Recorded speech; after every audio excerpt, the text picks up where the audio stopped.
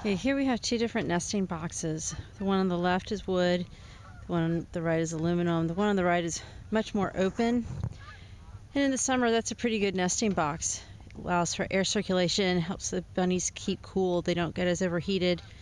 One of the major differences is how open they are, and then the other major difference is that this one on the left has what we call a baby scraper on it, so that when the mama hops out after feeding, the babies rub up against this and they get pulled off the nipple.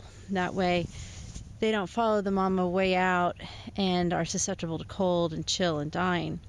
So in the winter, the one on the left is a much better nesting box, but we used what we had at the time, and our doe kindled in this metal one, and today I'm going to move them into the wooden one because we've had some dying. This morning I found a kit outside. It had hung on to the nipple when she left and it was chilled, so we don't want to lose any more baby bunnies to the cold, so I'm moving them. So what I do is, for a winter nesting box, first I fill it up about 2 inches with wood shavings. I don't know if you can see them, but about 2 inches worth of wood shavings. These are good for absorbency for fluids, blood and placenta from kindling, urine from the kits and from the doe.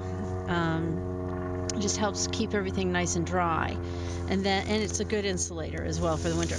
Then for a doe that hasn't kindled yet, I shove this box as full as I can with hay. She's going to take hay out, she's going to move it around, she's going to burrow into it, she's going to build a nice little nest. For this doe, because she already has kits, I've kind of hollowed out a center spot. Now I'm going to just take the babies. First I'm going to take the babies and I'm going to put them in one by one. These babies are about 10 days old, and they are fat and sassy and full of milk. They're getting ready to open their eyes. And what they're going to do is they're going to burrow down in there and find a nice warm spot. And then what I'm going to do is I'm going to take all of this fur that the mama pulled and I'm just going to shove it in there with them. They're going to trample it down. They're going to burrow underneath it. They're going to get it so that it's all surrounding them, and they know exactly what to do. So I'm putting some of the fur in,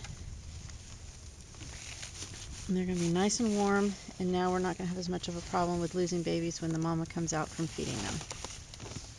Doesn't look like much, but that's a good nest.